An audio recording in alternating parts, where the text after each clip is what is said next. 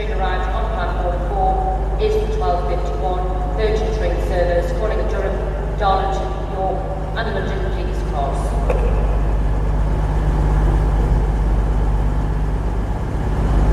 Platform 5 for the 1300 Northern service to Middlesbrough, calling at Newark, Sunderland, Sea, Hartlepool, Seton Carew, Reading, Stockton, Thornaby and Middlesbrough.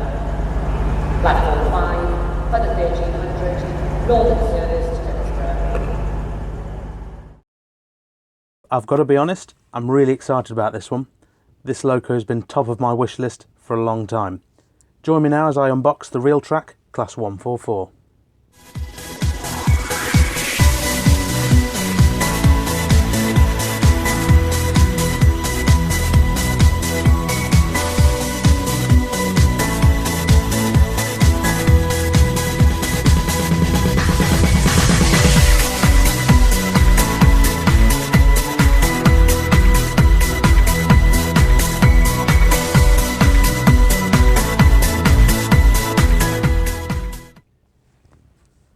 Hello and welcome to New Junction. In this episode of Under Closure Inspection, we've got something rather special, or special to me. This is a Realtrack Models Class 144, the Humble Pacer, in Northern Rail livery. Now, believe it or not, this is a model which I have wanted for years. I have wanted one long before I even set New Junction up.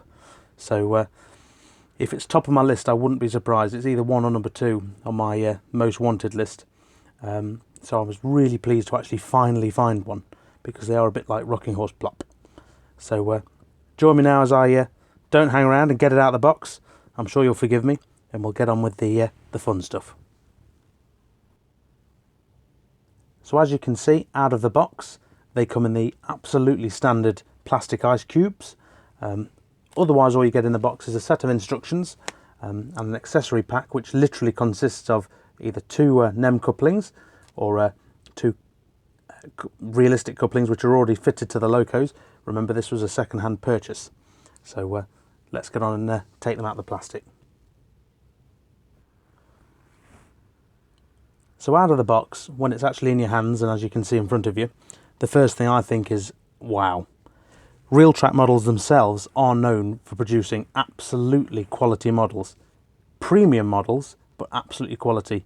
And I can already tell you the details on these 2 locos are absolutely stunning.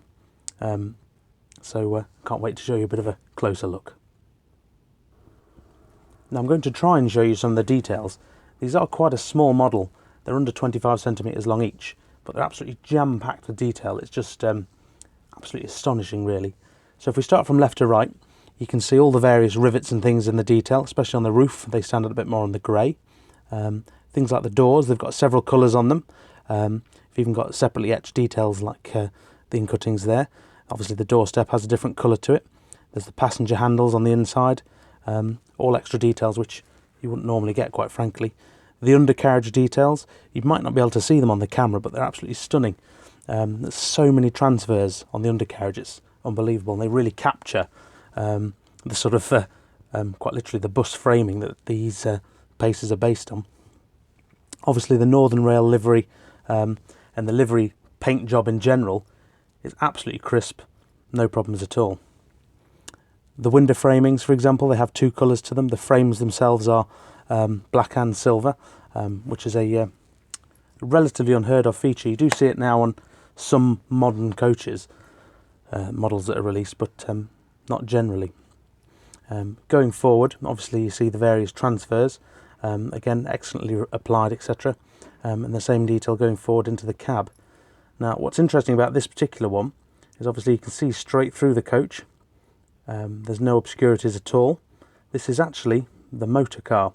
So the engine, believe it or not, is actually right at the bottom, above the wheel, along with the chip. Now, the chip sits pretty much here on the undercarriage. So the shell comes off, the seats come out, and it just all lies flat. And I think it's absolutely fantastic that they've still been able to leave the generic coach, as it were, still open, whereas a lot of models that have a couple of windows blanked out and the motor would just be plonked in. So it really shows what you can do if you put your mind to it. And again, just adds to the reason why these are premium models. So moving to the fronts, hopefully we can see some of the details. One such that sticks straight out in my mind is the windscreen wipers, which are literally a hair's width wide. They are so tiny, and I'm so glad they're already applied. You've even got little tiny headboards which show the destination, and then of course all the cab detail on the inside. You could easily put a driver in there, for example, but it's very nice. I mean, these things do have larger windows than most locos, so it's almost a good thing that Realtrack did get their hands on it. Obviously the lights work as you'd expect from a DCC model, and then going a bit further down you've got the realistic couplings, should you not want to daisy chain them up. But I mean, if you can find a second one, you've got all the luck in the world, so good luck to you. Now moving to the centre of the loco, or the middle of the end of the two, sorry. You have the usual details you'd expect, such as the exhaust pipes, again more transfers. The paint job comes round the loco, and it's really finished nicely. What I really like about this model is the close coupling it has. It's almost like a pin from a chip which connects in, and there's a port on one side and the pins on the other, obviously, and they move as the loco goes round. But what it leads to is extremely close coupling. It's actually the closest coupling model I own, so that's really good, and I'll show you that momentarily. And there we go, all coupled up. As you can see, it's so close, you wouldn't even know that it wasn't coupled properly. So it's absolutely fantastic what they've managed to do. I think it would really detract from the model if they didn't manage it, but again, it just shows the level of detail and the level of effort they go to try and make a almost perfect model. So there we go, we're back on the layout. It's been running. We've been running on the layout for half an hour in each direction. I have also given it a bit of a service because it is a second-hand loco. But as you can see, it's got the front lights as you'd imagine, right at the front. You've even got cab lights, and the entire coach on both sides is also lit up with a light strip in the top. And that really does make a difference. It adds such a layer of quality to this engine.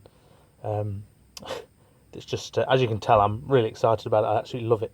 It's everything I wanted it to be, which is really good, because sometimes we can build these things up and just put the other lights on.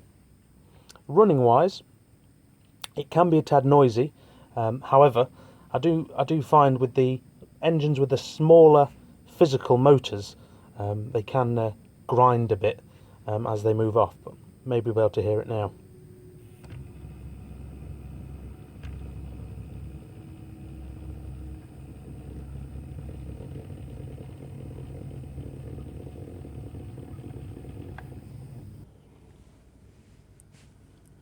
Now, in the interest of fairness, and just so you don't think I give everything with a Northern livery a good review, I have found one flaw which is a bit annoying. If you're not going fast enough, because of the single wheel sets, it doesn't like going over cross points at all. So if you're not going fast enough, it will literally lift up on its detailed chassis, and like it has done here, it just gets stuck. And no matter what you do now, even if you speed it right up, like I just have, I'll turn it off. Even if you speed it up, it won't continue at all, which is quite annoying. So what I have to do to move it back, and then if I'm going fast enough, it should go straight over without a problem. But that's quite annoying.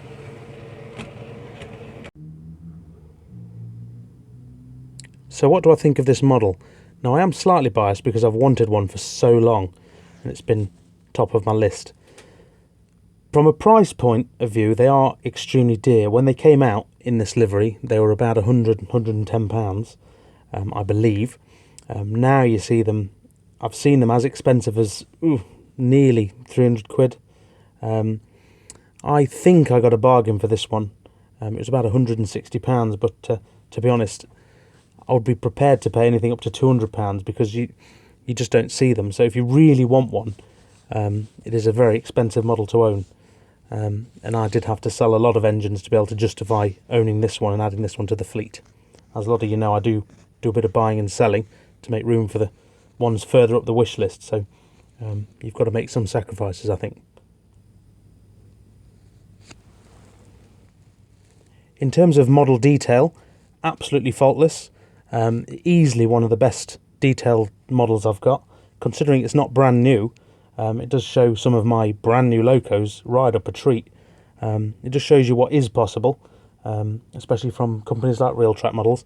I think they've got a new 158, I think, due out soon, and I'll be giving that one a serious look just based on the quality of this one, because I'd rather have less models but of a much superior quality than every generic model going, but something that's not really been given a second thought by the manufacturer. As I say, I wanted this for so long. I think it could come broken, I'd still love it. But no, for me and my layout, suits me down to the ground, and I'd absolutely recommend one, especially if you model the northeast region. So now I'm going to leave you with some running shots. Hopefully you've enjoyed this video. I've really enjoyed being able to make it for you. It's been a long time coming. I just want to say thank you for watching as ever. If you do want to leave a comment down below, feel free. Don't be too harsh on the old pacer. I know in real life they get a bit of stick, but I really love the poor things. So hopefully you feel sorry for them like I do. Thank you as ever for watching.